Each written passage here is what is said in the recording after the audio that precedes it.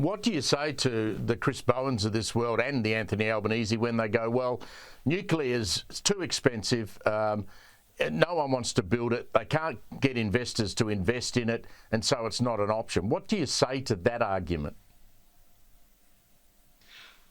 Can I tell you what I really think about it, firstly, Steve, as opposed to what I say about it often? When you have people as left-wing as Albanese, Bowen and the Greens putting forward arguments based on economic rationalism, you can smell a rat.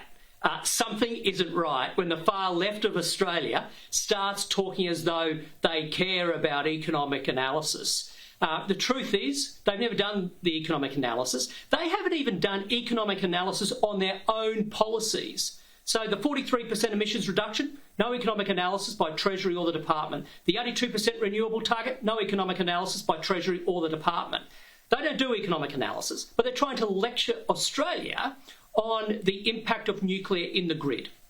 Here's how I do respond to it. Let's look at those economies that have nuclear in their grid. Let's look at the province of Ontario in Canada, between 50 and 60% nuclear. Their power prices are less than half of the power prices in Australia. So families in that province of Canada right now, they're not paying anything near the power prices Australians do. Why? Because nuclear comprises such a big part of their grid. That's what their minister has told me. That's what their departmental figures tell us. Same in Japan. It's the same in states in the United States. Look at France, in Europe. There's a reason why so many countries are embracing next generation nuclear energy. It gets power prices down and it decarbonises economies without weakening those economies. But Albanese, Adam Bandt and the rest, they don't want to hear that, and they're making Australia far weaker as a result.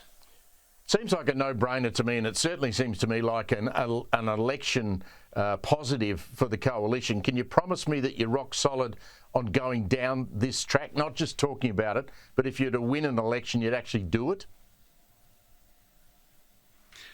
Steve, you're tempting me there to announce the coalition's policy, but all I can say is we've been speaking very openly about this from the day that Peter Dutton took the leadership. We've been very open and transparent, and that's for good reason. We are learning the lessons from overseas. We've been doing an enormous amount of comprehensive work so that we do have a rock-solid climate and energy policy to take to the Australian people. So sensible. Ted O'Brien, a pleasure chatting with you. Thanks for joining us tonight. Good on you. Thanks very much, Steve. All the best.